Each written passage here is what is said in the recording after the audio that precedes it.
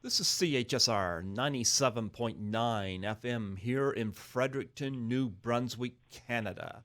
This is Python's Paradise, your film and music show, and this is your host, Greg Gilbert, aka the Python Hyena. And folks, I have a wonderful guest on the phone with me today. In fact, I've interviewed a number of people from the Friday the 13th franchise on here. But here we have my first guest from a Friday the 13th fan film. And this is a fan film I was quite impressed when I saw it. It's called Never Hike Alone. And I have the film's director, uh, Vincent DiSante, on the phone with me. And at this point, I can say he's my second Jason interview after having Ted White on here twice. So welcome to the show, Vincent. Well, thanks, Greg, and that's quite a tough act to follow, following up Ted White, but I'll do my best. I love Ted White. He is my favorite Jason out of the bunch. I think all the Jasons were great, but to me, I think Ted White was kind of the scariest to me. Yeah, he's definitely. I mean, he brought a presence to the final chapter, and I think that's and it's one of the fans' most favorite films in the series because of it. I think his portrayal of Jason in that film definitely had a large impact on how that movie hit with the fans. Absolutely. So you must be a fan of the series going way back. What got you involved with it? Actually, I should start with this. What was the first one you saw of the franchise? And how did it make an impression on you? Oh, wow. I always try to remember which one I saw first, and honestly, I think it was New Blood. And I wasn't necessarily renting it to watch New Blood, is that somebody was watching it, and there's that great, a killer buried but not dead kind of monologue at the beginning with all the flashbacks of what happened through the first 6 movies. Mm-hmm. And I remember that I saw kind of like it was like the overarching sweep of like Friday the 13th, and I was just blown away. And they kept showing like just great shots of Jason. So you see Ted White at the beginning, you see Richard Brooker and Steve Dash and C.J. Graham, and it's just it was intense. I mean, it was an intense kind of like introduction to the series, and then the movie started. And I think at that point, my parents had saw that I had wandered into the room and scurried me away. And then from there, I started when I would see them in the VHS rental store. Which wasn't even like a Blockbuster. It was just our local one, and they had all the Friday the 13th up to that point, which I think at this time, I think Manhattan hadn't even come out. I think the new one that had just came out was New Blood, and I was very, very young. I probably shouldn't have been watching them, but I started to kind of like fall in love with the hockey mask, and I saw them in the theater, and I saw the hockey mask on those tapes, and I was like, I got to see what's in these tapes. And so one by one, I started renting them, like at first kind of out of order because they weren't always in. They were very popular in my town, I guess. Mm-hmm. So I watched them all out of order, and they didn't really make a lot of sense to me. And I was trying to put 2 and 2 together to see how certain things fit together. And then I walked back, started at the beginning and started watching them all the way through. And I just continued to do that into my teens and into my 20s. And Friday the 13th always became like a franchise that I just really enjoyed to watch. Every time I sat down to watch a Friday the 13th, I just had a good time. I enjoyed the movies. And when I was younger, Jason scared me. And so all of that kind of fed into just kind of my love of the franchise. You know, it's interesting because I saw the New Blood was the first one I saw in the theater, and I wasn't 18 when I saw it, but the guy that ripped my ticket was wearing a Jason costume, so but I saw part some of the New Blood in the theater, but the first one I saw, and I've told this story to some of the people in the franchise, but I'm going to share it again, is the first one I saw, I was baited by my cousins who were watching Friday the 13th Part 2. And this was like, I was like in my early teens, I was scared to death of horror films. And sometimes, I'd just try to brave it thinking I could. Now it's like nothing. But I remember Friday the 13th Part 2 represents quite a bit for me because it was the first time I recall ever seeing a naked woman in a movie. Thank you, Kirsten Baker. And and that was the moment my mom rushed in and turned the television off. Yeah, that sounds about right. Yep. But yeah, I took a thing on Facebook this week. I was told to pick 10 films that made an impact on me, one each day.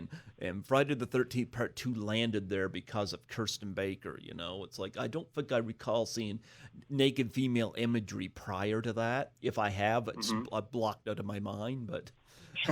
Yep, but I certainly remember her, and I remember her in the movie. So, but I remember I watched it all the way through behind webbed fingers, and only Jason lives at the end of it, and it was like, it's I just wanted to see evil get its ass handed to it, and I was always afraid of horror films until my older brother got me to watch.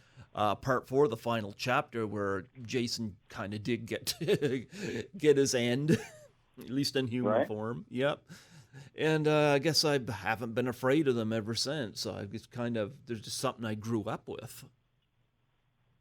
Yeah, no, I mean, me too. I mean, it was always like I grew up in New England, in Massachusetts, and I grew up near a lake, and I grew up in some forest. So Jason was like the perfect boogeyman for me because I was out always playing in the forest, and I was out swimming in the lake, and I was petrified that like after watching Part 6, that Jason was chained to the bottom of my lake, and he was going to grab my foot when I tried to swim by. And so I always used to get really petrified, not being able to see to the bottom of the water, thinking that, oh my God, Jason could grab me and drown me at any moment, or I could be out in the woods and I wasn't paying attention and I'd turn around and then there it is. I'd just see Jason with the machete raised above his head, and that'd be the last thing I ever saw. So it definitely scared me as a kid. Do you have a favorite in the franchise? Yeah, I would say it's Jason Lives. I'm a sucker for Jason Lives. I like Undead Jason. I like kind of the unstoppable force. I think that Part 6 puts a lot of great elements together. It feels like a bigger movie. Part 4 is like my second favorite, so it's kind of a battle between those two, but I think the one I enjoy watching the most, and I think because I'm a big fan of the Tommy Jarvis saga, and I really like the way that Tom Matthews plays Tommy.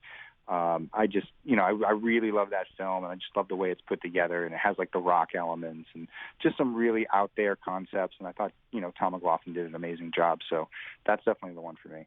You know what's interesting? I've always said, out of all the films in the franchise, Jason Lives is the only one that can really be qualified as a midnight event film. And I'm talking in the same vein as Rocky Horror Picture Show, The Room, Rock and Roll High School, where the audience gets involved. Because Jason Lives had all these references in it, had all these tongue-in-cheek humor in it, and I love the humor Tom McLaughlin brought to it. And it's more of an event film than any of the franchise, in my opinion. You probably get me what I say there. Oh, totally. I mean, it's a complete event film, and it's big in scope, and it's big in idea, and it's broad, and it's a movie that almost anyone can enjoy. And then you have like the Friday the 13th aspect on top of it with Jason and some of the new elements that Tom brought. And it goes tongue in cheek, but it doesn't go as far as the other films that proceed that followed it. Like things get a little tongue in cheek in New Blood because you're introducing the concept of telekinesis, which is it's a little goofy. And then like Taking Him to Manhattan, a great concept, but the execution, can be debated. And then, and then it was Jason Goes to Hell, and it was Jason X, and like really, it's like really Part 6 is the tipping point of the series where, you can ride either way of the line on New Blood. I think obviously we're introduced to Kane Hodder. John Carl Buechler's effects in that film are amazing. But as far as tone of film and like Jason not like losing an edge in scariness only because, I don't know, there's something about it. I mean, those two movies used to scare me too. 7 and 8 always used to scare me. The Paramount era ones always do it for me. But as soon as the franchise went to New Line, there was like this really hard left turn, and I really don't feel like it's ever found its spot ever since. Yeah, well, I'm going to tell you, I thought Jason X was the worst one of the franchise. I call it the Room of the franchise. I don't know. I think it was such a joke. The production values I didn't even think were good in it, and I don't know. I think it's a fun movie to laugh at, but there's a difference between laughing at the humor in Jason Lives and at what you see in Jason X. Yeah, it's definitely one of those ones that you have to know what you're getting into when you're going into it, and it's leaning into the concept pretty hard. Jason X was actually the first Friday the 13th I ever got to see in the theater, so I actually have a fond memory of it because when we were watching the film, me and my friends in high school, every time Jason killed somebody, we counted it out. So like he'd kill somebody, they'd go, "What?" Like a whole row of people. And basically it was just us in the theater because no one went to go see that movie. And we had a great time. And it was just so stupid. Like, "Oh, guys, it's okay. He just wanted his machete back." Like all these like stupid lines. But there's some cool kills in there. And like the score's a little out there. The CG's not that great, but it's just, I don't know, it was a funny world.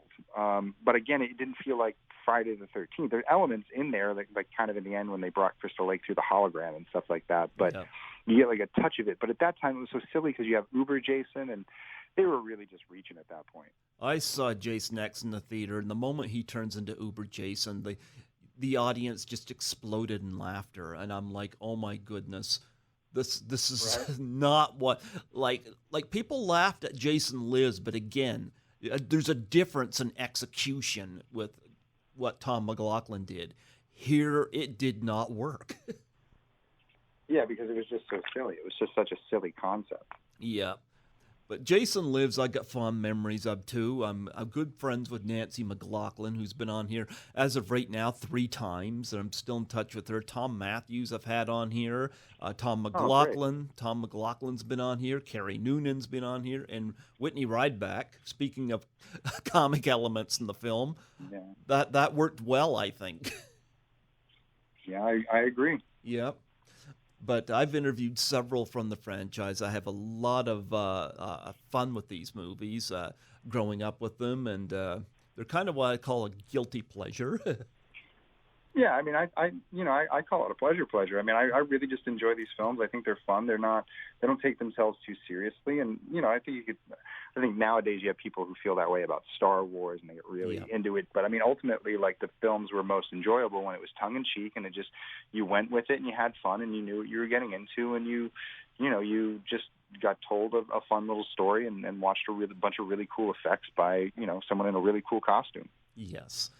Well, you did a fan film called Never Hike Alone, and I had the pleasure of watching this. In fact, I recommended it to Nancy McLaughlin to watch.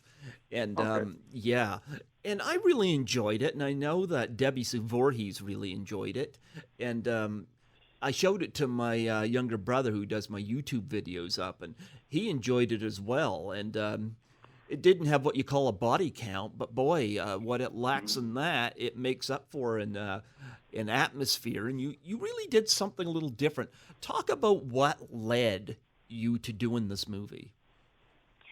A lot of factors kind of led to that. First of all, being that when I moved to Hollywood, now in like 2007, sometime, or maybe it was 2008. Yeah, I moved out here, and like my dream job would have been working on a Friday the 13th film. I mean, if I could have found my way onto a production, and it was the one that came out in 2009, and I tried. I mean, I called Bay Pictures. I tried to be a PA on that, and I just never broke through. And so then the drought came, and we were waiting for movies, and one would get canceled after the next. And they went about 4 iterations.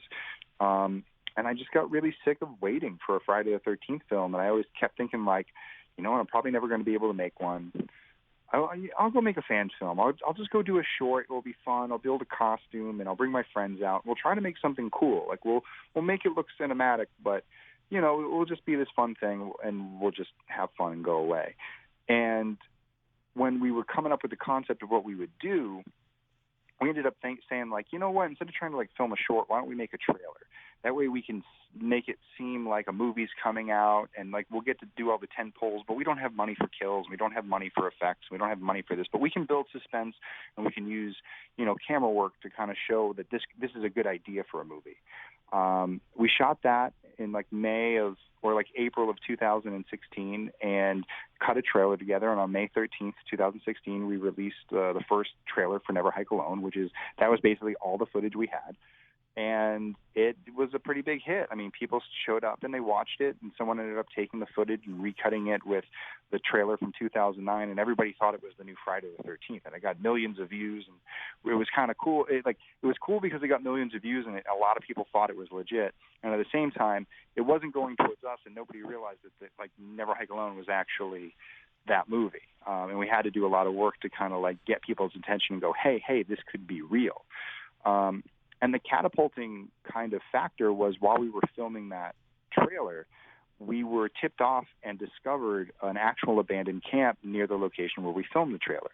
And after doing some scouting trips and going and finding it, which, it was no longer on the map, it was really tough to find, but we found it, this little hidden gem, and we said, if we have this camp and we can decorate it the way we want, we can make a real movie. Like, how do we go from here to a movie? And that's when we went into crowdfunding, and it all kind of took off from there. And so, each little step was kind of part of the journey. It was like this thing that was supposed to be something small, and then we went to crowdfunding, and we raised money for it, and more people got involved, and the more people that got involved, and the more fans that we started to generate, the longer we tried to make it and come up with new story content. And it was all built around this concept that I thought wouldn't last 5 minutes. I mean, I was like, you're one-on-one with Jason Voorhees out in the woods, like he's going to get you and kill you. That's basically how it's going to go. So it became a challenge to say, what are we going to do to make this interesting and suspenseful, to introduce a character that could go toe-to-toe with Jason, but not get the laugh, so to speak, that Jason X gets. Like, there's no way I can take this. Or like Julius fighting Jason on the top of the building in Manhattan before he gets his head punched off. It's like that's as far as it's going to go. It's like we needed to make this guy kind of versatile and and relatable and likable. And luckily we had an actor, Andrew Lady, to fill that role as Kyle MacLeod, and he carries the entire film. For the first 15 minutes is just him and him doing his thing, and we introduced people to the camp, and that was kind of our next little treat to the fans, as we took this camp and we made it feel like, we gave it, like you said, that atmosphere. We wanted to bring an atmosphere to Camp Crystal Lake that felt like anyone who was a fan of the Friday the 13th franchise was walking down memory lane, and that it's kind of a sick, kind of twisted fantasy that we all have. It's like, wouldn't it be great to just be transported to Crystal Lake and just look around and like really look, and like in some of the films, the camp was there, it was the set, but they don't really explore the set. Maybe in the first one they do a little bit in the second one with Packmack Lodge, but really after that, and part 6 a little bit too, the camp kind of goes into the periphery. And even in 2009, like they spent more time in the tunnels than they did really exploring like the camp. And I felt the explorations they did in the 2009 film felt flat and generic, like putting Jason's name on a bed that didn't make really much sense to me, and like showing other things that just didn't seem to like bring me back to Camp Crystal Lake. It just felt like, this is just generic camp stuff. Whereas when we went and approached it, we're like, what's going to remind people of the old films, and how do we bring those elements out and put them on the surface, but not make it feel like we're like forcing people to look at it. We're like, the people who know what they're looking for are going to find it, and that's what's going to make it special. But if you don't know what you're looking for, you're still going to enjoy the atmosphere and the aesthetic of the place we were shooting. And then really the final element was like, okay, how do we make these fight scenes work, and what can we do? And having opportunities with a stunt team to, do high falls and like sword fights and fights and do, stunts like wire pulls and, throw someone into a tree and axe throws and things like that. So we're like, what are the entertaining things that, Friday the 13th did that's a part of the formula? Because if you think about it, starting with part 4, when Ted White throws one of the twins out of the window, that was kind of the start of the, a high fall was in every Friday the 13th. They did the same thing in part 5. They threw somebody out of a window.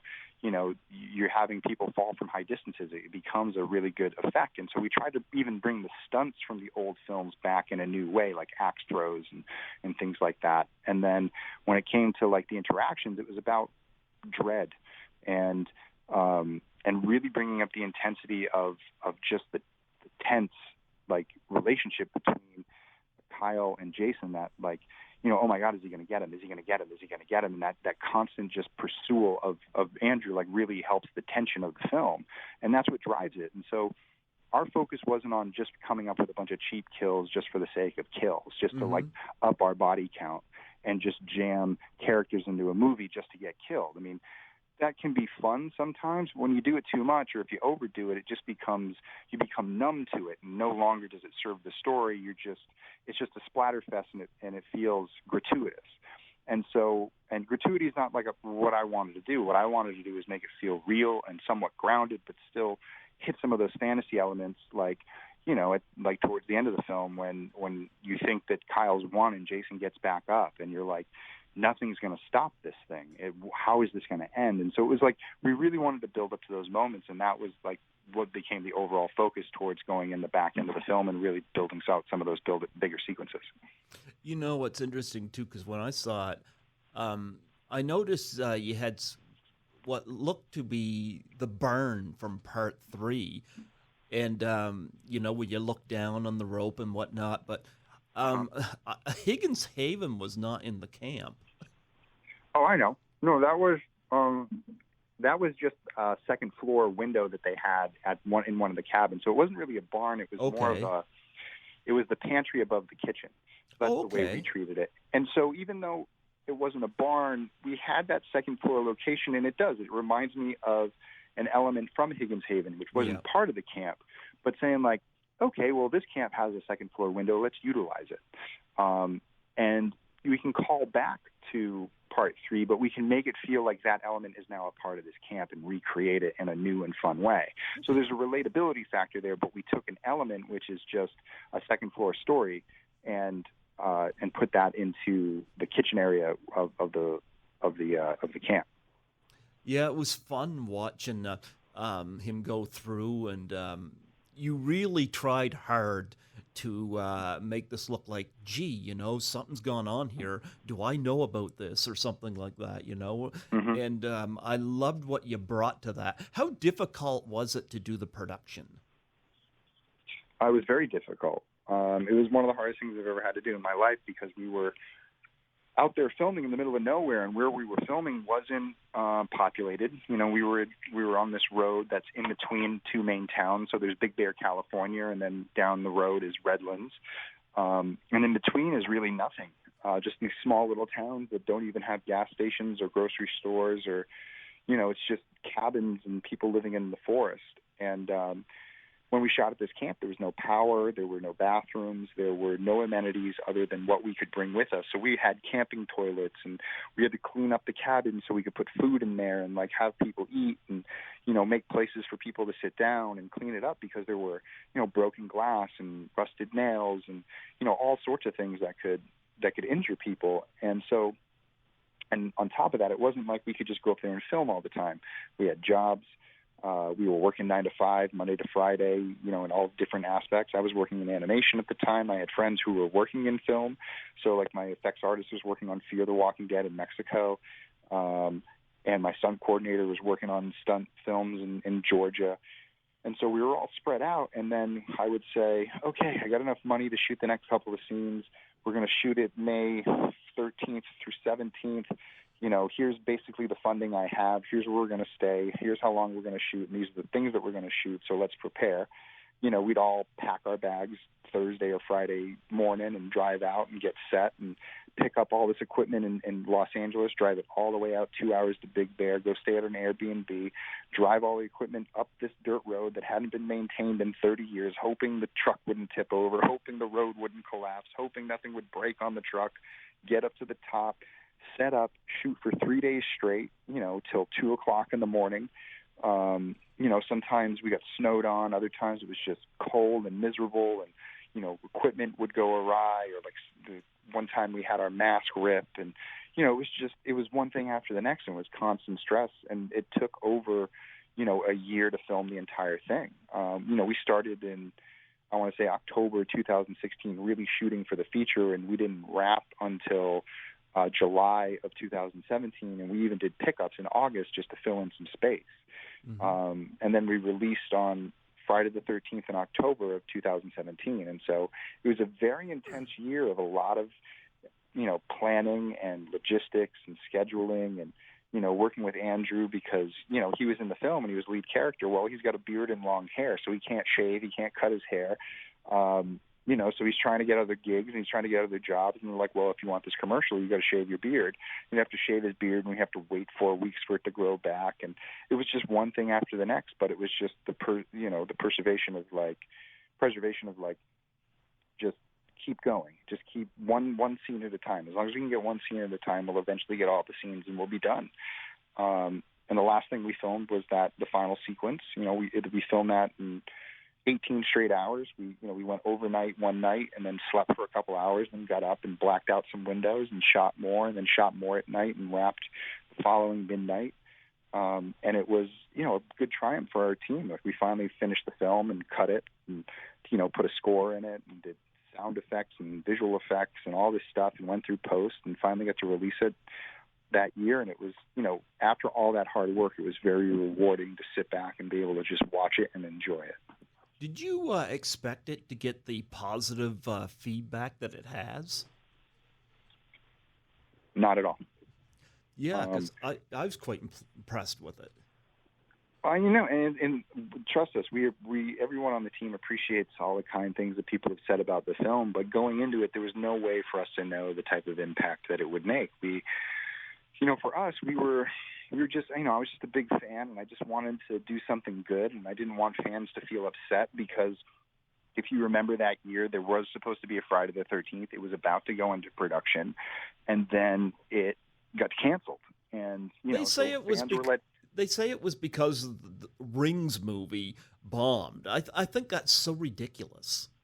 Well, no, it did. It had a part of it, and you have to think about it like this: is at the time, these companies now in Hollywood that are running major films, they're doing $20 million, $50 million films, and Friday the 13th, 2017 was probably going to be a $25 million film. The return on making a $25 million horror film just isn't there anymore. These companies don't want to make $100 million; they want to make $500 million and $750 million and $1 billion when they put $50 million into a project.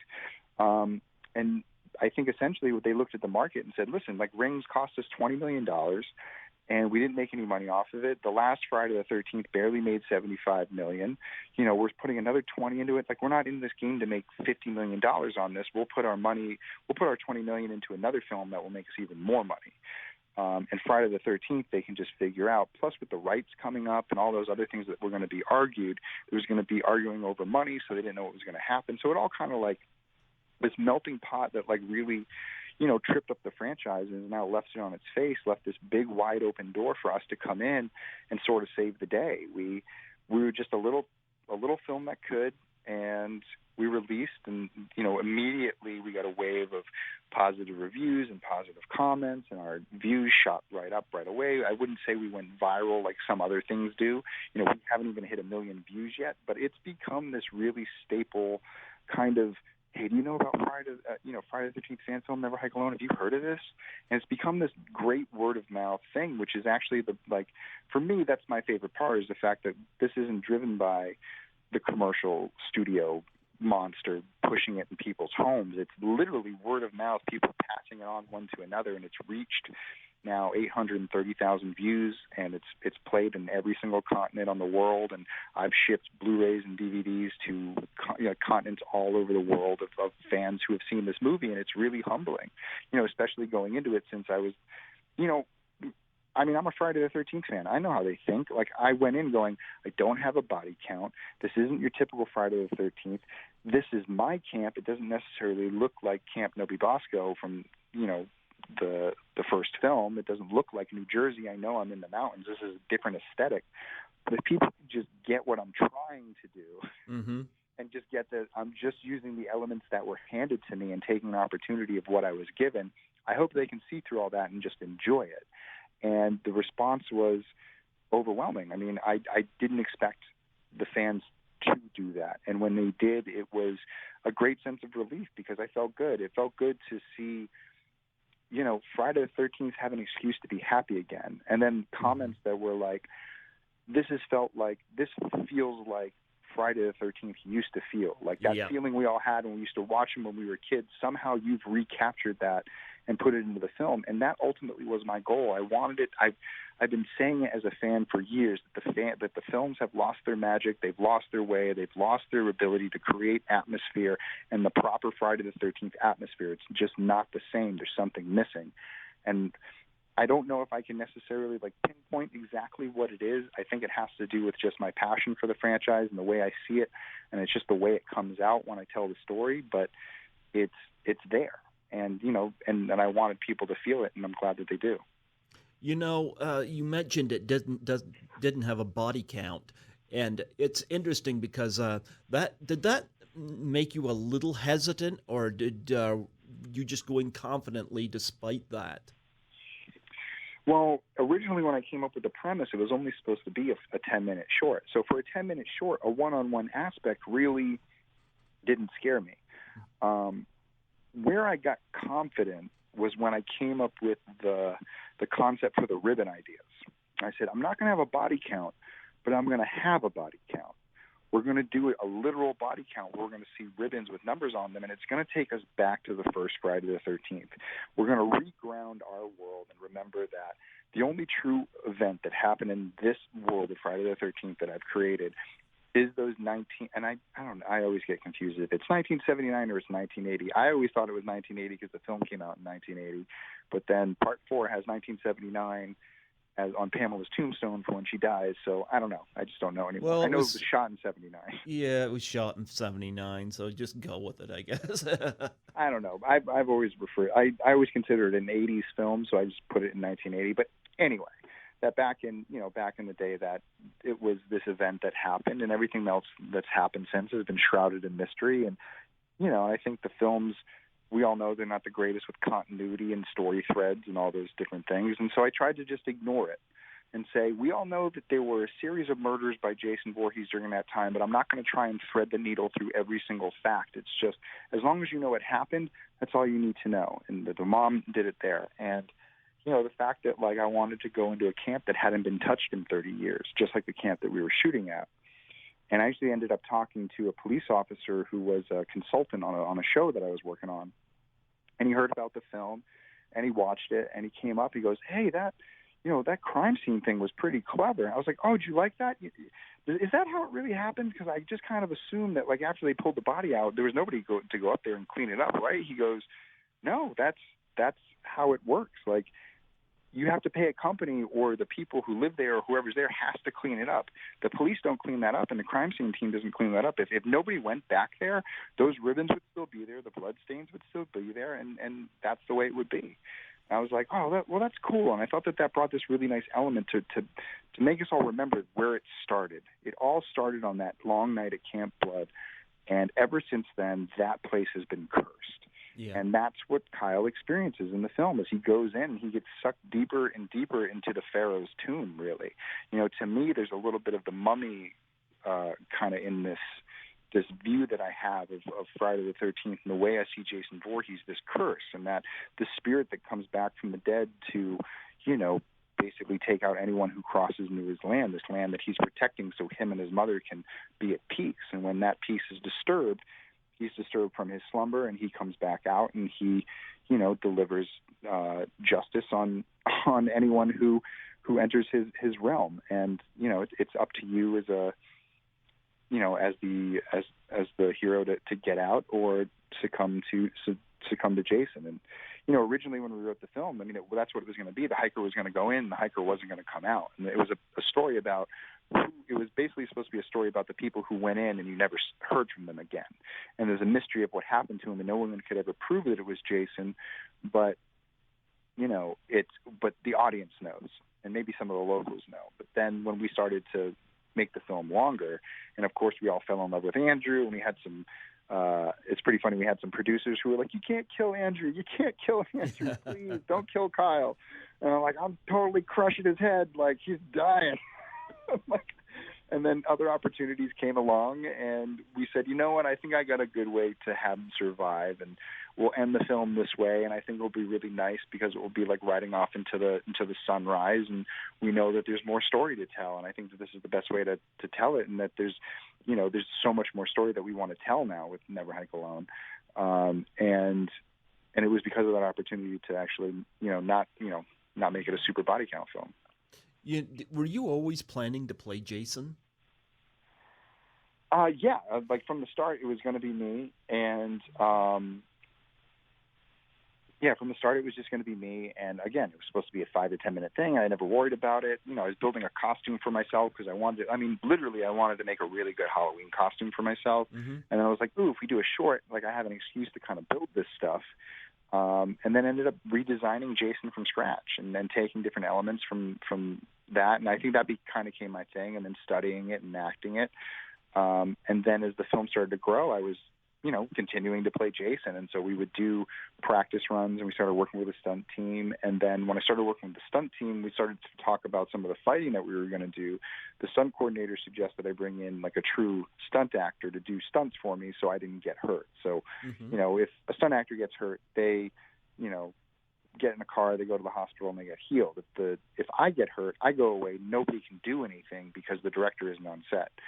So they were like, in some instances, we're going to want to get you out of the costume. So I had a stunt double by the name of Brian Forrest, who did a really great job. We worked together, and I took everything that I knew about Jason, and I said, listen, this is the way I'm portraying, and these are like the nuances, and this is how I want you to come forth with the character. So it was nice to not only play Jason, but then direct a Jason. So I got both experiences.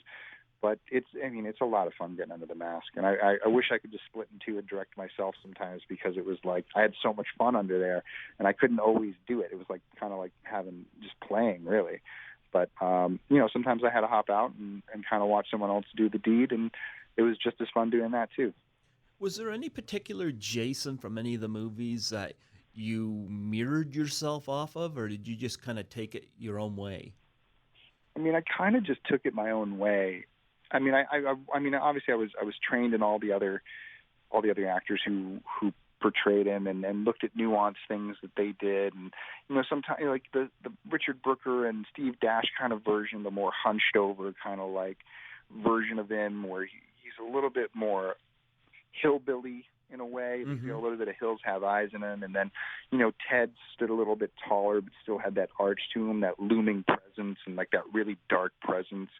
CJ's really stoic.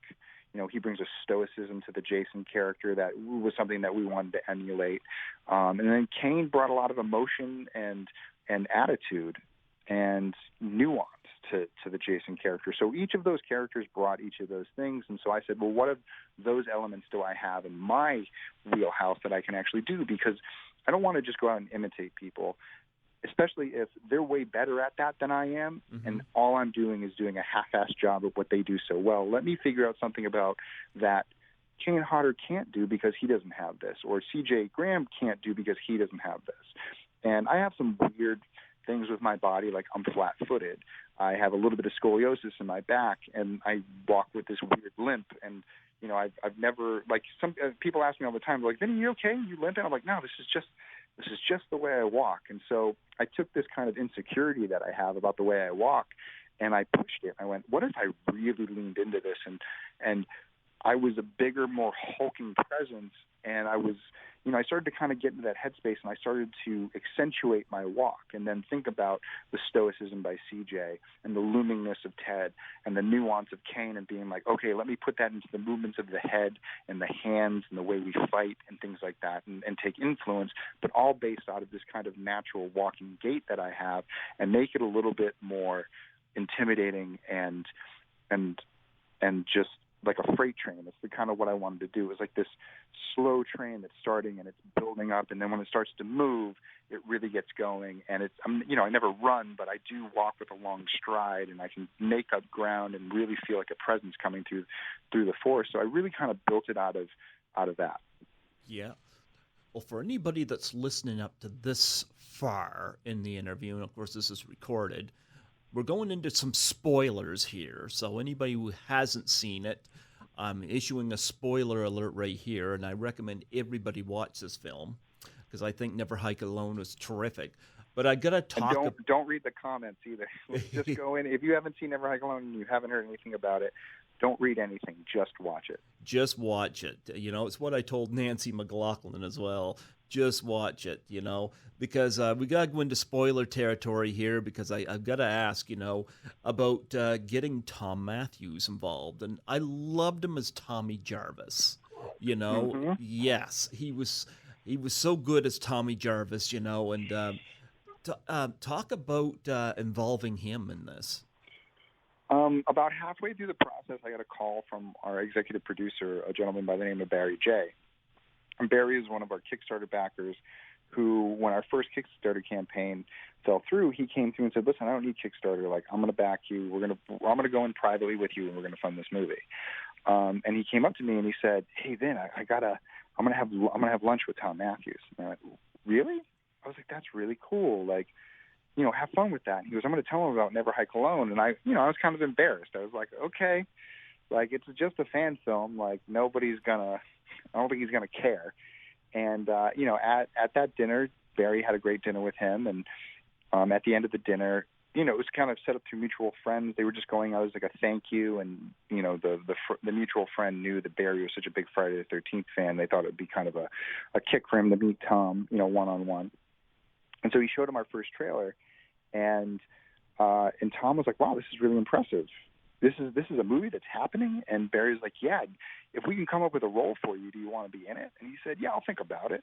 And so Barry told me about that. He said, well, think about what you want to do for Tom. And at the time, you know, we had been writing the ambulance scene. I was trying to figure out a way for, like, Andrew to live. And there's a version where Andrew dies in that ambulance scene where, like, nobody gets away. But I'll get to that in a second. But so I said, okay, well, you know, the only roles that are there are two paramedics and an ambulance driver.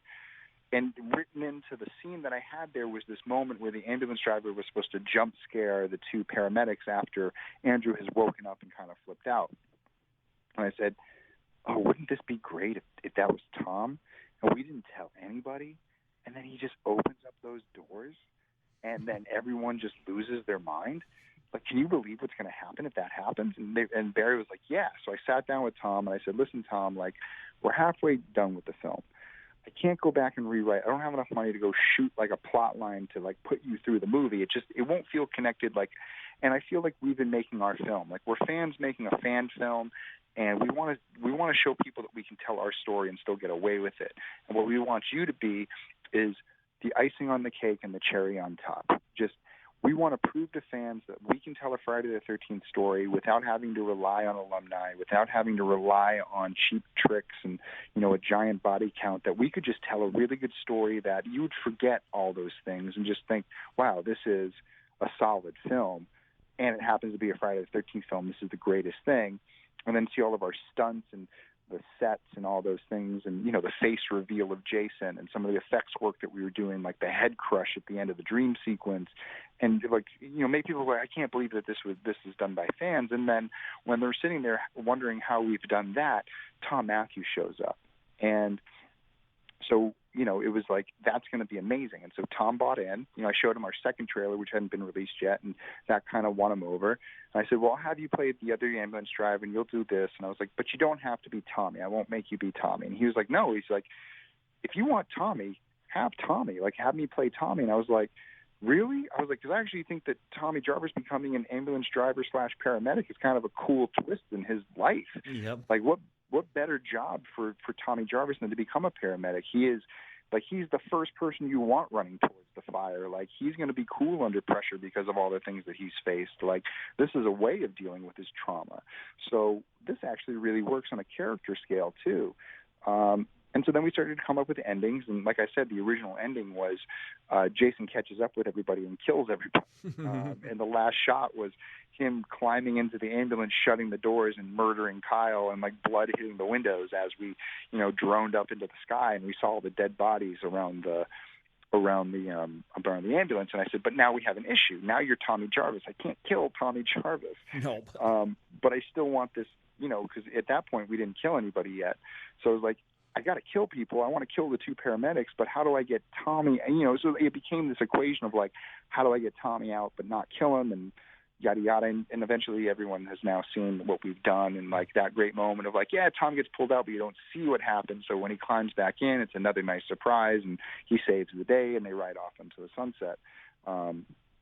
And that became a cool thing. And Tom was like, this is so much fun. But the coolest part was, after going through that experience with Tom, and then, getting to bring him to Telluride with us when we did our premiere, and have him on stage and talk about the film. And he hadn't even seen the film yet until he watched it in Telluride. And to see his face light up, he's like, wow, that was really good. And I love the shot where, Jason sits up and you dissolve to the moon in his eye. He was like, oh, man, it was just cool to see him kind of geek out about it. And we've since become really good friends. And, if people aren't aware, we're pursuing doing sequels.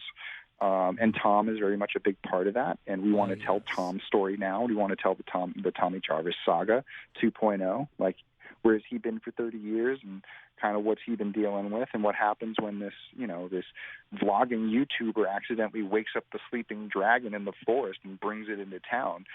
Tom's the only person who's going to be equipped to deal with it, and will anybody believe Tom? And so it's a cool scenario, it's a cool story, and after we see this run of fan films that are coming through right now, there's a lot of them, like Jason Rising and Voorhees, and His Name Was Jason.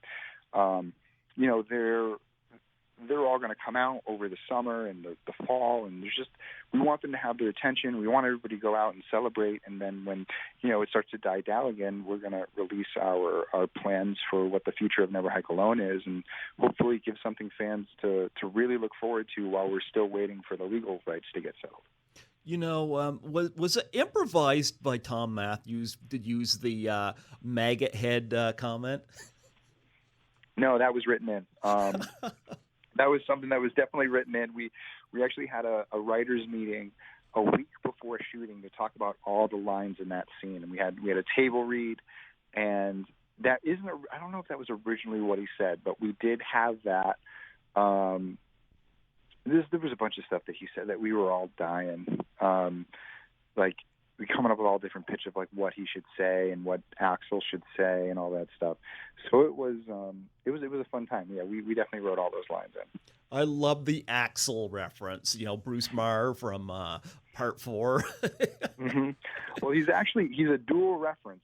The fans will have to look a little closer, but he's a combination of two characters. It's not only Axel, but his last name as well, which is McCulley, which is Billy McCulley from Part 5, who's the other kind of like hornball. I guess he works for the hospital, the mental hospital. He's one of the drivers for the, or is he the other? Is he? I think he's the driver for Pinehurst. He's the one who drives the van in, and or is he the other paramedic that kind of gives Roy shit? I can't remember. Anyway. Probably the one that gives him shit, because Bob DeSimone is the one that gets the axe in the head there later on. Mm-hmm. Yep. So it's him. So my theory is that Axel character is the illegitimate son of Axel from Part 4 and Billy McCulley's sister, who I said was a nurse in the Wessex County Hospital, and she named the baby after Axel after she discovered she was pregnant months after he was dead.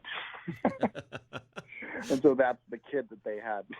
And it was just like, so it's so there's stupid little things like that. But again, we don't try to draw attention to it.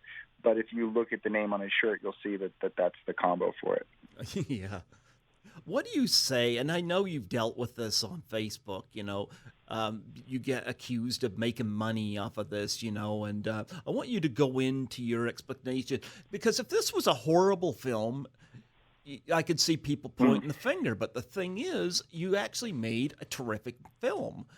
So talk about that and where the money has gone, because I know you've donated a lot to charity. Yeah, that's correct, and that's kind of like the model that we built Salus, and like we're in this to raise money for the production fees.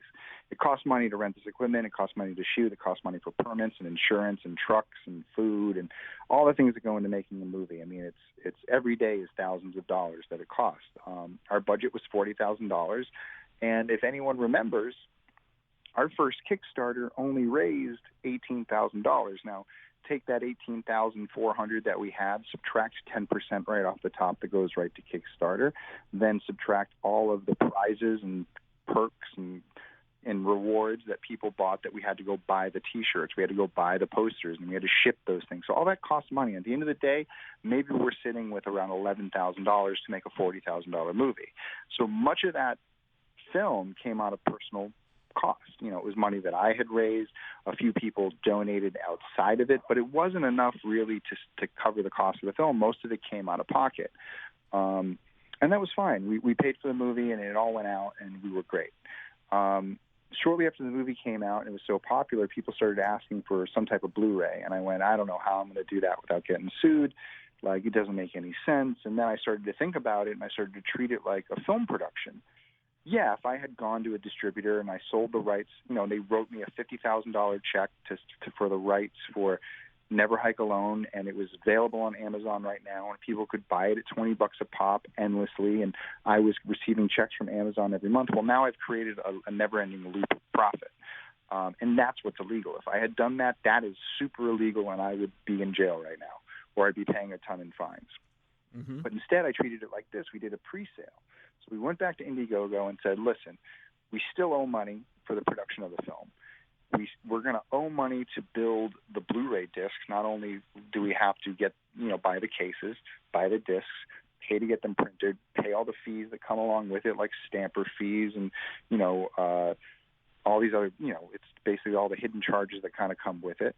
Then we have to pay to get the guts, the digital guts of the film made on there. There were things that we needed to do from, we still owed money to our post house for getting it exported so it would fit on a Blu-ray.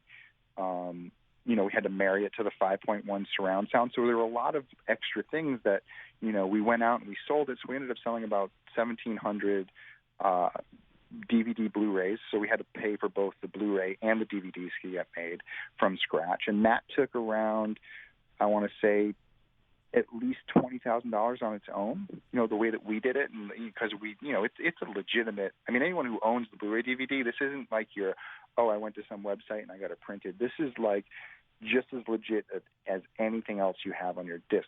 That's kind of what we wanted to give the fans. We wanted to give them something beyond their expectation. We took the time to film a behind-the-scenes documentary, which cost money because we had to rent equipment and drive out and find people and rent space and do that stuff. And then, part of the money went into shipping. So, the cost of shipping around the world is very expensive. The cost of shipping domestically really isn't that much, but when you multiply it by 1,700 people, it adds up. So at the end of the day, we had a few $1,000s left over. Some of it went to the Penny Pines Reforestation Program. And then we did keep a small chunk of that money that we used to rent a van and some equipment to go up to the camp where we shot. And we called it Project College Camp. And so the original name of the camp that we went to was called UCLA's Unicamp. And it was nicknamed College Camp. Okay. And when we found it, like I kind of said before, there was broken glass, and there was glass in the windows. And in fact, one time when I went up there, I was trying to build one of the sets, and I cut my arm on glass. Really deep cut, ended up getting 9 staples in my arm. And had to deal with that. I was like, wow, it's really dangerous up here. And when my crew was up there, I was really nervous about people getting injured. So when we were done filming, we went back up to the camp and did a complete restoration project. We didn't make it brand new, but what we did was we went to each window and we knocked out all the glass. We took down all the rusted nails and all the broken boards and all that stuff and cut new boards and put up new boards and took the physical time to reboard all the windows, take out all the glass, take all the trash out, and clean the place up. So when hikers wander through like they do from time to time, that they're not at risk of stepping on a nail. They're not at risk of cutting themselves on glass. They're not at risk of going into one of these, rooms and inhaling toxic fumes from stuff that's been left behind and, lots of bat feces and all other things. We just wanted to make it we wanted to make a really special place where people would come on a hike and relax and be cool. And that was like our thank you to the locals who allowed us to film there. Oh, that's fantastic. Yeah. Did the studio say anything to you about this, or are you all right? I mean, we're pretty all right. I mean, I've talked to alumni. I've talked to Sean Cunningham, not necessarily, hey, is it okay that I do this? But, we went up to him and somebody introduced him and said, hey, this is Vinny. He did Never Hike Alone. He goes, he did what? What is it? He didn't really know. He's not really paying attention. And, I come to find out later that Sean really doesn't mind if fan films come out and, are popular, because he sees it as just another marketing tool for Friday the 13th. And, I've talked to a couple of people at other studios in my time when I've gone around and interviewed, and they asked about it. And I said, listen, like, I'm willing to open up my doors and have people come in and just, we're very transparent about everything that we do. And even if there was, a profit, like, what do you, like, are you going to sue us over the Subway sandwiches we bought our crew? Like, we're really, there's no money left. There's no money. Like, it's not like we did this fan film and now everyone's living on yachts. It's like, it barely paid for itself. And even we did a second run of Blu-ray DVDs, which we just did. And now we actually have a decent amount of money left over. So instead of taking the money and donating it all, we actually took a chunk of it and we're using it to pay location fees for a new short that we're doing. I've already donated $1,000 to the J.D. Martz Recovery Fund, and J.D. Martz was one of the directors of photography on our film. And 2 weeks after we wrapped principal photography reshoots in August, he happened to dive into the water of Manhattan Beach and not know that there was a sandbar, dove into the ground and broke his neck. So he's been recovering from that injury, which has left him paralyzed from the shoulders down ever since. And, he used to live out here with us in Los Angeles, but he's been flown home to live with his family and, outside of Boston, Massachusetts. He lives with his girlfriend, Katrina. They just moved into a new house, which has, wheelchair accessibility and all these renovations that they've done. But mostly what the J.D. Martz Recovery Fund takes care of is his medical expenses. And some of these expenses go towards his rehab, which is really going to help him enter into some studies later on in his recovery that hopefully, if all works out, he may be able to walk again. So we think that that's a worthwhile cause, and even though it's something personal to us, it's not something like, say, Penny Pines, which is like universal and for everybody. We think that this is a worthwhile cause because without JD, Never Hike Alone wouldn't have been made. He was the glue that held most of the team together sometimes, and he was just an overall great friend, and he is an overall great friend, and we miss him dearly, and we wanted to do this as a thank you for everything that he gave to, the project. And we think fans are happily behind us doing that. Yes. Well, you know what? I think that's a great cause to have. And it's funny you mentioned about Sean Cunningham, because it kind of reminded me of George Romero, I mean, he loved it when people screened Night of the Living Dead. He never sued people. He just considered it a compliment. When people did screenings of his movie. No, yeah, and so it's nice, and so that be a fan and given that freedom to explore it, and other fans now too. Like right now, I'm working with a fan film called Jason Rising, and they do have an Indiegogo up if people want to. Support it. And they're only looking for $20,000. They're looking at making about a half-hour piece of material.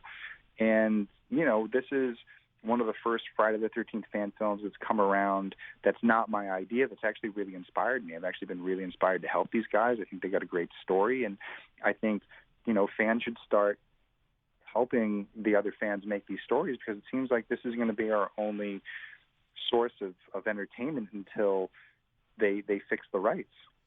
Yeah, I understand Steve Dash was involved in one of them, wasn't he, before he passed? Yeah, he was in one. CJ's in one, and I've heard of other alumni thinking about signing on some of the other ones. When we do some of the future Never Hike Alone material, we have additional alumni that have signed up that will be making surprise appearances, and those will be some of the announcements that we're going to make this fall. And we're really happy about the cast that we're building. We're not just grabbing people to grab people. We're not just having it to have alumni in it, that we're looking to certain people because we wanted specific characters to return to the franchise. Okay. And we wanted certain characters to come back and make certain portrayals. So, we've reached out, and I think we've built a really solid squad, and I think we're going to continue to build, not only with alumni, but with additional casts. And I'm just excited about, the the opportunities that we're going to have to really tell, I believe, the stories that Friday the 13th fans are really looking for. If they're going to reboot Friday the 13th, or if they're going to try and do something brand new, hey, good luck. I really hope that, you make something and we all love it. But everything that I've seen so far from the past 30 years, and there was one script out of the 4 that was really good in the last 10 years that never got made. I'm just not going to hold my breath, and I just want to tell they're not going to tell the story that I want to see, and it's something very specific. And there's no one, I believe, better to tell that story than I, because it's the one that I've always wanted to tell. And I'm really looking forward to the opportunity to do it, and I think that fans are really going to get a kick out of it. Oh, this is for an upcoming Jason project? Yeah, no, we're going to do a sequel to Never Hike Alone. Is there any possibility that, because this has never been incorporated outside of the Simon Hawkes Part 6 novel, but Elias Voorhees, Jason's father? Mm-hmm. Yeah. Well, that's I believe one of the other fan films is pursuing that. But for me, Elias, I think that it's good that it wasn't a part of it, because Friday the 13th isn't about Jason and his father. Jason's father hasn't been around for 12 films. What's he going to do? Show up now and take credit? It's like the most deadbeat dad thing a deadbeat dad could do. To me, the films are centered around a relationship between Jason, his mother, and that camp and the town. And for me, it has to do a lot with the mother-son relationship, because it was her love for him that led to her murdering people, and it was his love for her that brought him back from the dead. And anything outside of that just doesn't seem to fit thematically with what Friday the 13th means to me, and I think a lot of fans. I think that, some fans, for the curiosity of it, want to explore Elias. Some of the recent scripts in the new film that got shut down explored who Elias was, but it changed who Pamela was, and it took focus away from the focus of what Pamela was in this relationship. And I feel that if you're going to go back and do Friday the 13th justice, you don't want to dilute anything that Pamela's done, because she's the matriarch of this franchise, and even though she's only in the first film, she's important. And we all love Betsy Palmer, and we love her portrayal of Pamela Voorhees, and I think as a filmmaker and as a fan, I want to see that kind of element stay true, and I'd rather not see things deviate off that path. And so that's just my personal opinion on it. I know before with this interview, we talked on the phone and brought up an idea, and I think it's a good one. You mentioned the possibility of doing a Jason Escapes Manhattan. And yeah. I've often said, if they're going to, rather than reboot, I hear so many complaints about Jason Takes Manhattan, and I gotta say, I love Peter Mark Richmond in it. He's been on my show twice, and every time he's on screen, I smile, because he's you can tell he's got the experience, and he really steals his scenes. But I'm gonna say this for Jason Takes Manhattan, like, there was a film that was more concept than delivery, and I would love it if somebody went out and made the Jason Takes Manhattan that people were kind of robbed of. I agree, and I really think that there's and I've openly pitched this out to the public too, and I'm hoping to one day take some meetings and really talk about this with somebody in a legitimate fashion. But I think that, like, because Friday the 13th is so rich and diverse with all of its stories, and so we just talked about that, like Jason, like getting the version of Jason in Manhattan that we all deserved. Well, imagine instead of getting just one movie that comes out into the theater, because if you pitched, let's do a sequel to Jason Takes Manhattan right now to, New Line and Warner Brothers, and said, this is the movie you're going to come out with in 2022 after the rights settle, they'd laugh you in the face and kick you out the door. But if you said, listen, why don't you go to Netflix and make 8 movies for limited budgets, and you make them different lengths. They don't have to be an hour and a half. They can be like a Black Mirror episode. It only has to be an hour, or it can be a half hour, or or whatever it can be. But take concepts like that and do Jason Escapes New York. Do Friday the 13th, The New Blood, Volume 2. Do a sequel to Jason Lives, or do a sequel to The Final Chapter, or explore some explore some stuff in between parts 1 and 2, or do a Pamela story and put it all in one series, all with 8 different directors, all with different views of Jason and Friday the 13th and Pamela and the way it all kind of goes together, and let them kind of be diverse and do that and recreate the experience that we had as fans when we were young, which is we went to the video store, we had 8 films to choose from, we took home 3, and each was a different experience. Mm-hmm. And you can, and no matter where they went, I mean, even the Jason X's of the world, in that world, I know you don't like Jason X, but if you find out there was a Netflix series with 8 episodes, and one of those episodes was Jason X2, I think you'd be excited. Well, yeah. I can laugh. I can laugh at Jason X. I wouldn't say I just down. I hated Pearl Harbor. There was a movie right there I hated. Yeah. With like Pearl Harbor, I would just like to see all copies of it burn. But with Jason X, I mean, it's funny bad. I like it. Mm-hmm. Yeah. Pearl Harbor was an example of a film I hated. Yeah, well, I mean, and so I think that would be an interesting way to do it. I think, especially on top of like a newer, like almost like what's happening with Chucky right now. Like Chucky has the original franchise, which is living and breathing, and is going to go on to TV and have a TV episode, and it birthed 2 Netflix movies, and it's still going strong, and they're rebooting it from a new thing, and it's going to the theater. So both things are happening on 2 different platforms right now, and both are sustainable. And if Chucky's sustainable, Jason is 20 times as sustainable. Yep. So it's just a matter of these rights settling down, and us, as fans being loud about what we want. And I think that right now fan films are a good example of what that could be, because right now we have, all the fan films that are coming out. You have a representation from part 2, you have a representation from part 4, you have a representation from part 6, and you have a representation from the modern 2009 version. It's really interesting. And then, on top of all of those films, it's what Never Hike Alone has done, which was come out last year, and it's a new Jason. It's a Jason that no one's ever seen before, and the fans ended up, coining the term Ghost Jason, which is really cool. So it's really cool to kind of not have a Jason that is just a derivative of one of the films, but a Jason that stands on his own. Yeah, and the last Halloween was a huge hit too. So there's definitely fans out there that will go to these, and because Halloween 2018 was definitely a big hit. Well, Friday the 13th fans just funded the Friday the 13th the game for $1.5 million. Yep. And that was officially, backed, by the Friday the 13th franchise. But it just goes to show you that the fans will pay for it, and the fans will support it. And that's, I'm a backer in it. I'm in the camper database. So, I'm a big proponent of those games, and those guys were, nice enough to extend and help us out while we were making Never Hike Alone. They tweeted about us, the guys of the Friday the 13th the game. They even invited me down and let me design one of the kills for the game, which is really cool. Then we had Friday the 13th the puzzle game. So it's like Friday the 13th is reaching into these other platforms, especially the gaming world, and Friday the 13th is really popular in the gaming world. So there's such a strong fan base there. All we need is material, and right now the fans are the one that are creating it. I wanted to know, besides Tom Matthews, who have you heard from the franchise about Never Hike Alone? Who have you gotten input or response from on it?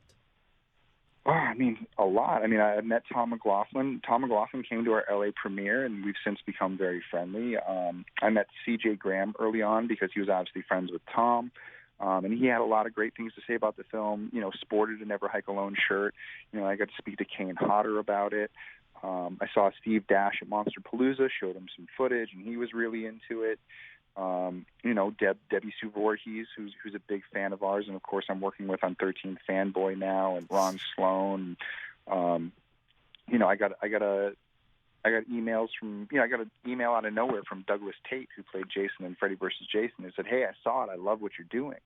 I bumped into Derek Mears at Monsterpalooza and said, "Oh, hey, I'm making a Friday the 13th film. You should check it out." And I handed him a little flyer. He goes, "Wait, Never Hike Alone? That's you?" I was like, "Yeah." He's like, "Oh, you guys are doing it right. I can't wait to see the film." So it's like we've gotten a lot of Ari Lehman's had a lot of great things to say about it. Harry Manfredini, Larry Zerner, just lots of people I've had the opportunity to kind of meet. There was actually at Mad Monster, Arizona, I went to go visit. My brother lives in Flagstaff, and they were down in Phoenix, so I went down there because Tom was going to be there. And so I was talking to Tom, and Tom was like, "Oh, come and sit at my booth and sign some autographs with me for a little bit." And people recognized us from Never Hike Alone and kind of talked about it. But it was literally Tom, me, and then Larry Zerner. I'm just sitting there like a kid in a candy store, like I'm between two of like my favorite characters in the franchise. Like, what am I doing here? This is so surreal. So it's been a really great experience getting to meet a lot of the alumni, and I hope to meet many more as the years go on. That reminds me of something that happened to me, because I've lived here in New Brunswick my whole life, and I didn't leave New Brunswick until 2017 when I had Lisa Langlois from Class of 1984 on my show for the second time. She invited me to Toronto, to Horrorama, to be her assistant at her table, and she and I have since become great friends, but I mean, it's kind of cool, you get to see them as a human being outside the movie and get to chill with them. And it is a pretty extraordinary feeling. Mm-hmm. Yeah. Yeah, no, it is. It's being able to watch with fans and talk with fans and have that experience to go out to conventions and meet people. It's really humbling. And, I just, like hearing stories about people watching it and having a good time and cheering, and it just makes you feel good.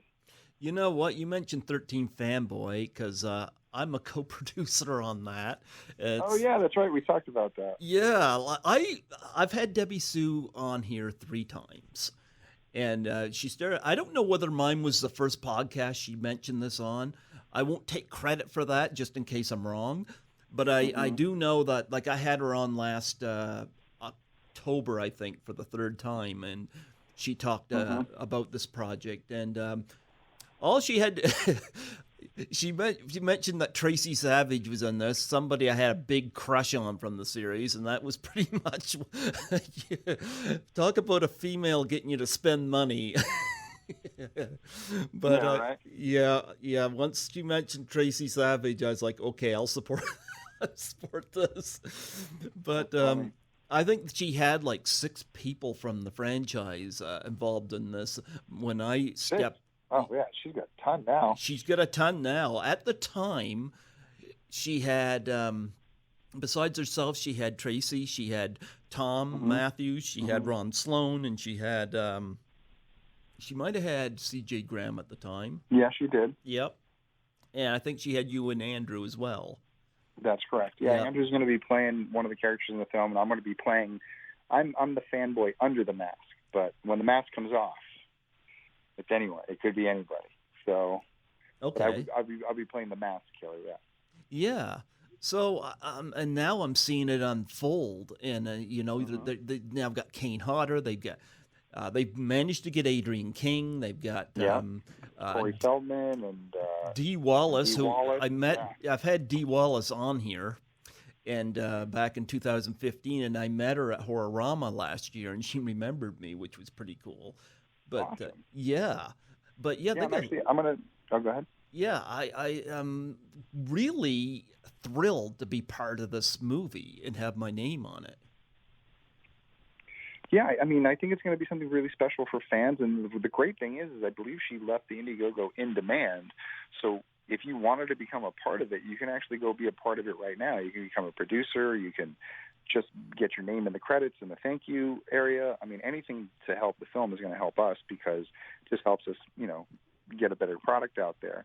And, I've been working with Deb, and I talk to her every now and then, and, we talk about logistics and some of the things like that. And I tell her some of the experiences that I had making Never Hike Alone, because, obviously, like, making an independent film is not always the easiest thing to do. So, I've kind of been through that, and Deb knows and respects that, and we have a good relationship there. And it's such a star-studded event, and I think that fans are going to walk away with something, really special. It's a cool story. I think the plan is to start shooting this summer. and then go from there. And I'm really excited to work with everybody and meet everybody, like get to meet Adrian. And, Ron and I have gone back and forth online a little bit, just like kind of like, hey, man, I can't wait to like hang out. Like, it's going to be a lot of fun. And when we shot a teaser for that, we had a lot of fun. Our small little crew that was there just, had a blast. And Debbie was so welcoming to us. Her and her husband, let us stay in their home. And we shot all around their area in New Mexico, and it's beautiful. Just a beautiful scenic area. And, we just had a great time. So I'm looking forward to more great times with them. And I mean, I'm going to get to meet Dee Wallace in a couple of weeks at Pop Rock and Horror in Gettysburg. She's going to be there, so I'm going to get to meet her there. She's awesome. So I'm looking forward to meeting her. Tom's going to be there. I'm going to be there with Tom. We're doing screenings in Never Hike Alone, and I'll be there in Ghost Jason garb. And then Never Hike Alone will also be playing at something called Fresh Kills Con at Niagara Falls in later July. So that's going to be really cool. So if there's anybody up there north of the border that wants to go check out Never Hike Alone, it'd be a good time to do it.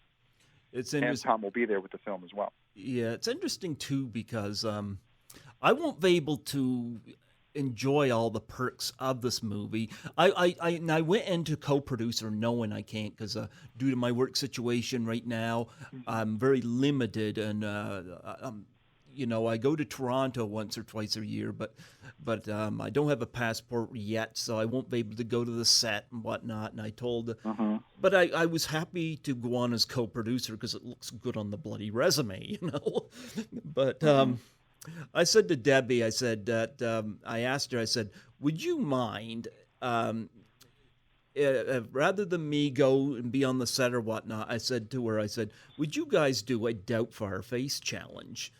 And because I've had Lisa Langlois done this, Nancy McLaughlin did this with props from Jason Lives Behind Her, and it was a charity challenge I threw out to people to bring awareness to suicide and depression. And Scotty McCoy, who of course the author of the Ultimate Friday the 13th trivia book, he was part of this as well. And I threw this out to Debbie Sue. I said, would you, in the cast of this movie, do this? And of course, it involves taking a pie in the face, and you nominate 3 people. Now, between me and Scotty, Adrian King's been nominated twice for this, and so is Lar Park Lincoln, and so is Debbie Sue Voorhees, And, yeah. Yep, and Debbie Sue is open to it, and I know Adrian's open to it. It's just a matter of time.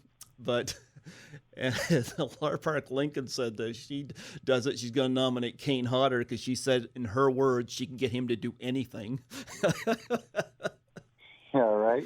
Yep. So, and so I threw this out for suicide and depression awareness. I actually did one in Toronto with Lisa, So it was cool to have one of my guests do this with me. But I threw it out to the Never Hike Alone people. I said to Debbie, I said, I won't be able to go out there, but I said, why not do this, and she seems open to that. So, and of course, Tracy Savage, I even when the one I did with Lisa, I threw a special one out to her because she's always been a favorite. But yeah, so I threw that out there. Do you have any charities you're involved with? I know you've donated to a couple of causes through your film, but do you have any other charities you're involved with? No, I mean, we really tried to focus on the Penny Pines Reforestation Program, which focuses on planting new trees where there have been wildfires in California, and I think anyone who knows anything about Cali knows that we get some forest fires every year. Oh, so yes, you do. Yeah, so we're always looking to replenish areas that have been kind of taken out, and this program, after doing our research, does that. They go in, they clean it up, they plant new seedlings, and they help bring those areas of the forest back. They're really great. You can, if you just look up Penny Pines Reforestation Project, you find them. We also suggest that people, really we just openly suggest that, people do research on certain forest preservation causes in their own home states, and just get involved and get active and go hiking and, just give back and clean up trails and, do what you can. It's better even sometimes just to volunteer your time than it is to even just write a check. We hope people also flock towards J.D. Mart's jdmarts.com for the JD Marts Recovery Fund and helping our friend get back on his feet. Yes, absolutely. Where give the web address and whatnot for people to get a Blu-ray? Because I'd like to get a Blu-ray of this. So, yeah. So people are going to want to email us at wompstompfilms@gmail.com, WOMPSTOMPFILMS@gmail.com. That's like kind of, we have another email, but this is the one we kind of handle this for. We sold about 600, 700 Blu-rays this time out, and we only have Blu-rays available. We're going to have 300 overstock Blu-rays that you're going to want to get on a wait list for. So just email us at wompstompfilms@gmail.com, and someone will get back to you, and we'll put you on the wait list. And as soon as we're done taking care of all of our Indiegogo backers, we start reaching to everybody out about 10 at a time. And as soon as you reply, we send you an invoice, and you can purchase the Blu-ray, and we'll ship it right out to you. And those excess funds go into Penny Pines and JD, and and some of it will also probably end up helping us with some special effects for the Pathosis project. Yes, because I would love to get a Blu-ray of this. This was a great film, and I think you deserve support on it. So, thank you. You want me to send you an email about that, or are you just going to mark me down through this? Yeah, well, send me an email just because we get your shipping info and all that stuff. So when it's time to go, we can insert all the right info and take care of you right away. Okay, we can do that. I got to ask this question too, and this is kind of a fun question. You want me to tell you what my favorite part of the Friday the 13th films are? What is that? Every one of them, I have a favorite female because Jason's just ugly. I have a favorite female in every one of them. There's always at least one gorgeous face I enjoy seeing. I want to know, who are some of your favorite females in the franchise? Did you have any crushes on any of them growing up? Oh, my heart start and stopped with Amy Steele. I love Ginny. She's my favorite final girl.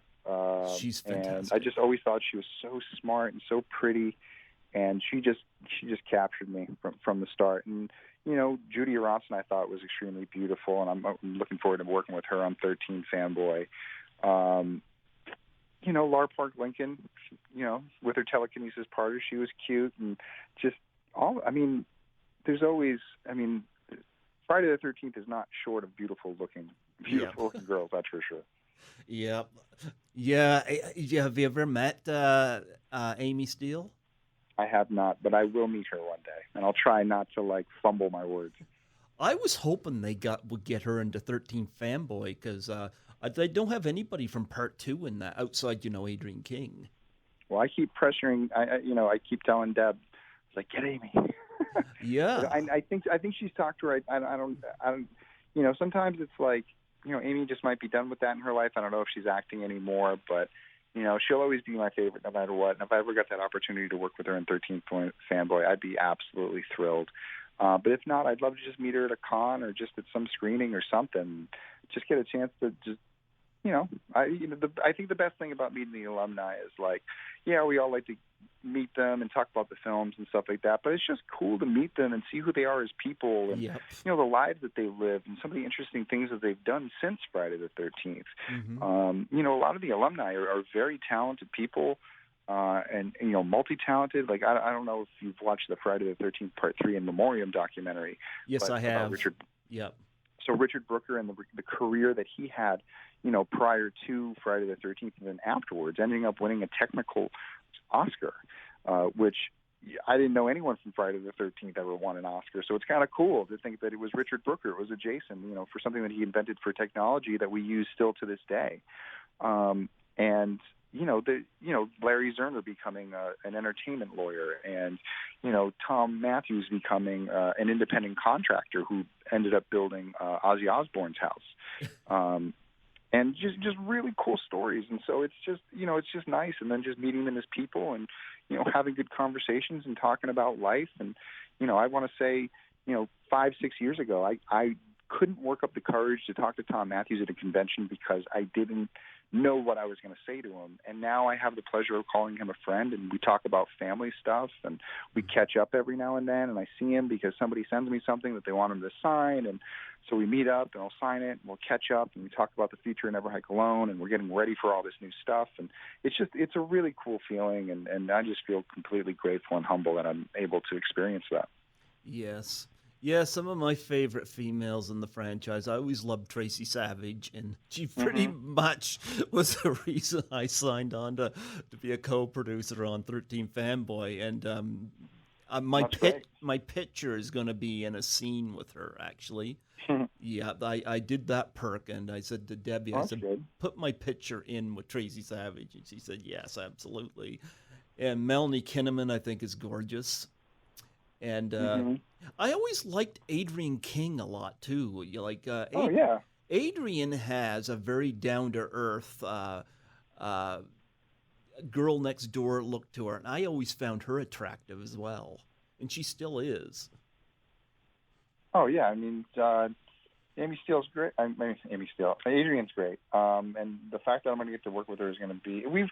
I think we've exchanged messages a couple of times, and we've kind of crossed paths there, but I haven't really been able to talk to her. But I'm really looking forward to to meet Adrian because I mean she's the one who started it all.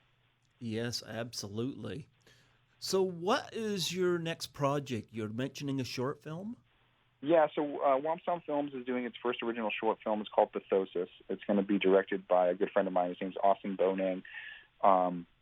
He's a previs supervisor at a company called The Third Floor, so he does a lot of the camera design for big budget movies. He just worked on Godzilla King of the Monsters. He was working on Avatar for a while.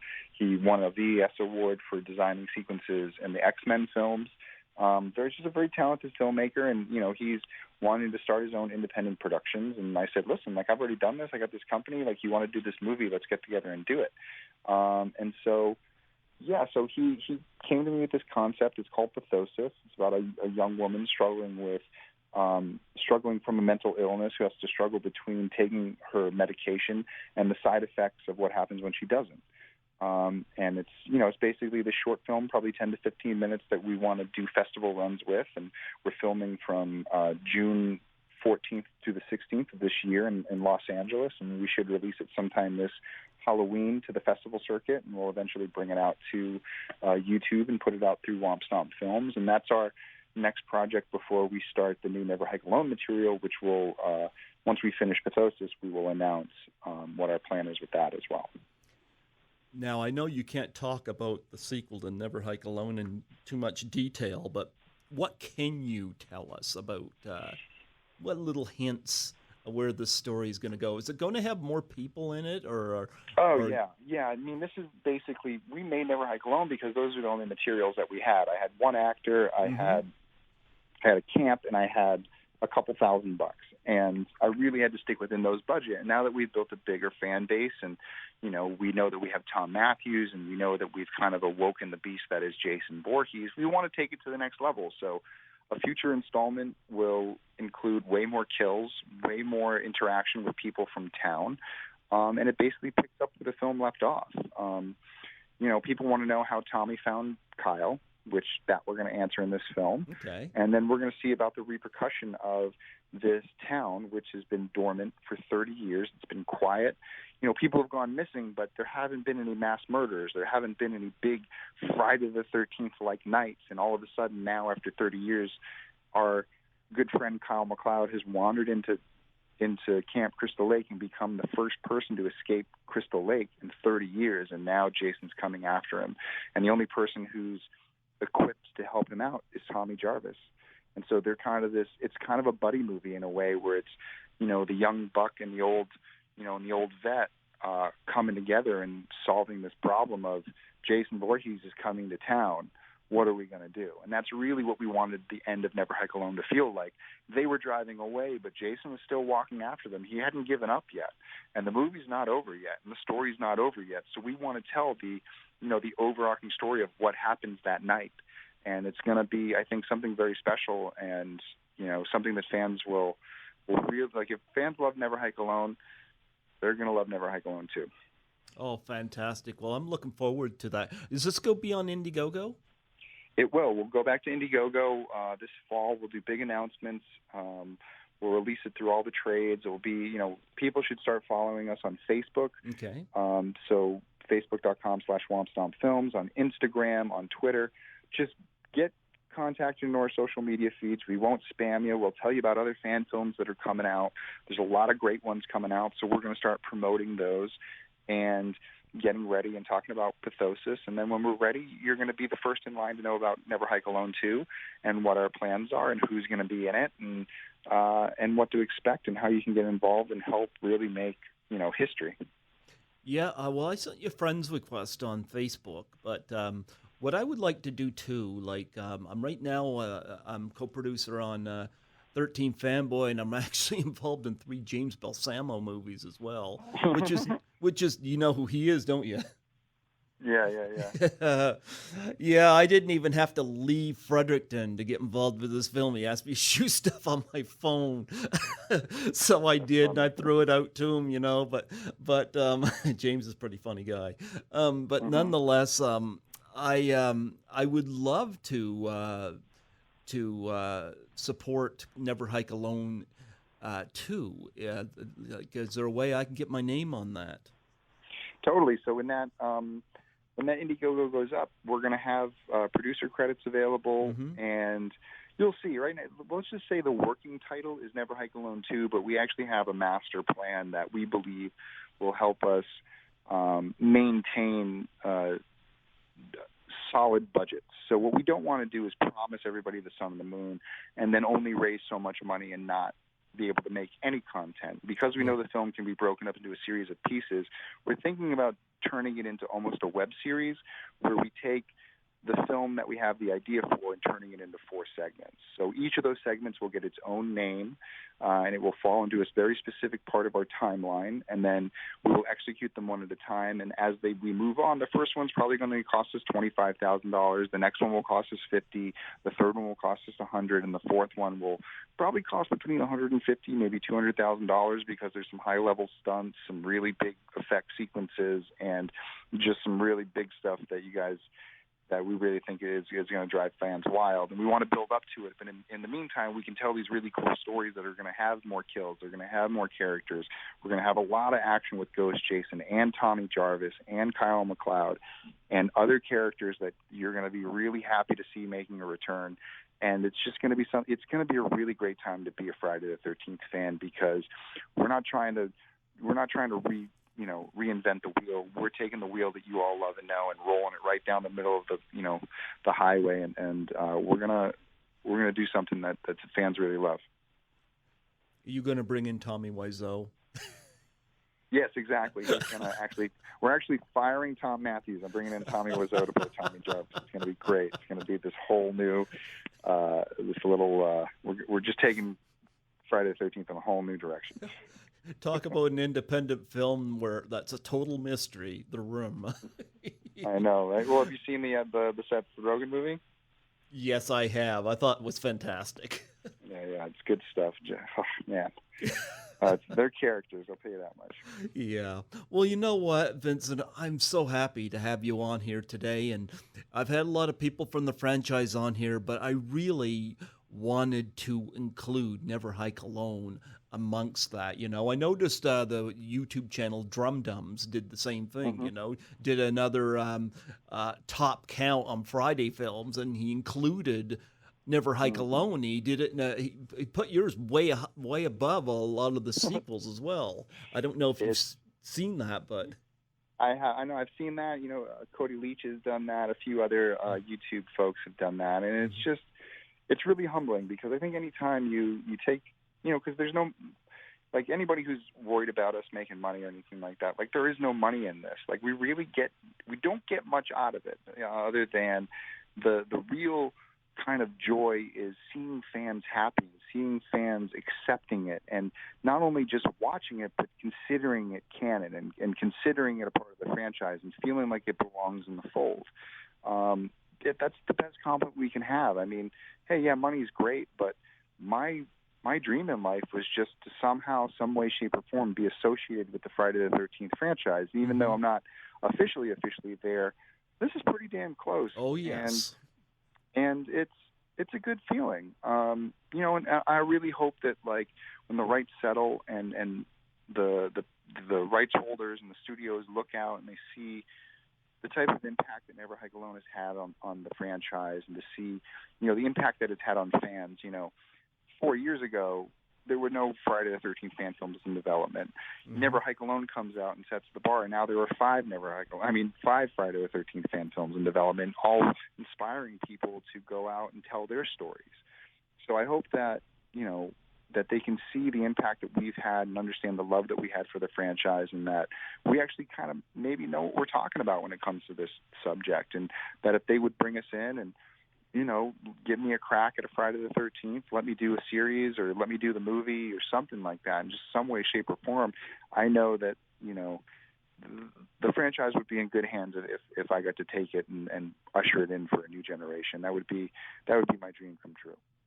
Yes, I think so. Well, you know what, Vincent, I was so happy to have you on here this evening and chat with you about this film and about the future project and about 13 Fanboy. I'm really glad that Debbie Sue has brought you in on that. That shows how much faith she has in you. Mm-hmm.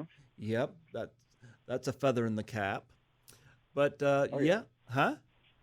I said, oh yeah, that's going to meet Deb and staying at her house and giving her a big hug. I mean, that was it's those experiences that, like, all the money in the world can't replace that. That's something that, like, you cherish. They're human. It's when you have those human interactions with people and you make those relationships and you make new friends, and they just so happen to be people that you grew up idolizing. It's just a really great feeling, and that's been the biggest reward from doing all of this hard work. I can relate. Yes, absolutely, and it's fantastic.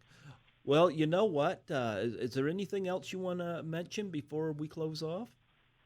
No, I just thank any fan that's listening or any new fan that's just kind of discovered it. Welcome to the fold. I'm glad you watched it. Hopefully you liked it. We just ask fans to continue that word of mouth. If you watched the film and you loved it, find every Friday the 13th fan or horror fan or just film fan in your life and tell them to sit down for 50 minutes, go on YouTube and watch this film for free, and then support it, and to do the same thing and to keep spreading it. We want to get the film up to 1 million views, so help us spread the word. Don't forget to follow us on social media at Womp Stomp Films. Follow our YouTube. Subscribe to our YouTube channel if you want to see some of our new films coming out. There's a recent short film that I directed last year that completed its festival circuit. We're going to release that on there soon. And it was the first thing I really directed ever after I finished Never Hike Alone. It's a fun little short called Imagine. And yeah, I think, just support us and help us make, films, support other fan filmmakers. Like I said, I mentioned before, Jason Rising is going on right now on Indiegogo. Very inspired by their film. Check out their trailer. Oh, the trailer looks good. Yeah, and I'm helping them now. They sent me over their script, and we've been going over story notes, and I'm kind of helping them craft their story a little bit. So yeah, I mean, they're going to get influence, from our team, and we're going to help them. And they have a really good team over there. James Sweet, Carl Winery, and Robert, who's no longer working with them because of health issues. But just a good cast, good concept. Their Jason, Dan Kyle, looks amazing. So if you're a big fan of Ted White, that's their Jason for the film. It's a very Ted White looking Jason, and boy, nice. Does Dan emulate him really, really well. So, and the concept is just off the wall. I mean, you just got to watch the trailer. It's amazing. And we were I was talking with James about the opening scene last night, and I was getting goosebumps talking about it, being like, oh, this is so good. This is exactly what I'm talking about when it comes to, like, making different films that just relate to some of the other films. And they're inspiring me again. And even though I'm getting impatient and I wanted to start Never Hike Alone too, like, as early as possible, working on their film has been like a breath of fresh air, and it feels like a good creative outlet for me to be able to help them, with their logistics and their creative, and just, give them advice. And they've been really receptive, and it's very humbling to work with them, and I'm just happy that they've included me into their fold. Yes, it does look good. I saw the trailer for it as well, and yet Ted White is my favorite Jason, so I'll take that. I'm telling you, any Ted White fan, you're gonna love this. Yes, absolutely. Well, I was wondering if before we close off, if you'd mind doing a plug for my show. Of course. This is Vincent DiSante, the director, and Jason Voorhees from Friday the 13th fan film Never Hike Alone, and you're listening to Greg Gilbert of Python's Paradise in New Brunswick, Canada. Ever been up this way before? Once I went to, where did I go? I went snowboarding at a mountain, and I can't remember the name of it. I think it started with a K. Oh, Crab Mountain? No, No? I can't remember. Or Mount Tremblant. I went to Mount Tremblant. Okay. Oh, wow. Yeah, so that was my one and only trip to Canada. Okay. But I had a great time. You familiar with the Trailer Park Boys? Because they're kind of our closest celebrities. I am. In fact, JD is actually a giant fan of the Trailer Park Boys, and he's the one who got me into them. So I started watching that show, and yeah, it's hilarious. I'm actually a really big fan of what was the show back in the day? The Kids in the Hall. Oh, I loved Brain Candy, that movie. Yeah. The Kids in the Hall, I love those guys. Oh, they're hilarious. They're Canada's pride and joy. Right? Yeah. Yeah, absolutely. Well, Vincent, we'll be in touch. I definitely will order a copy of Never Hike Alone on Blu-ray. I loved your film. I say keep at it, and I look forward to Never Hike Alone Part 2. Thanks, Greg. I really appreciate it, and thank you for having me on. No problem. And when this is done, we'll have you back on again. Sounds good. Yeah, we'll definitely come back and promote the sequel. Absolutely. You take care, and God bless. You as well. Thank you for having me on. Yep, no problem. You take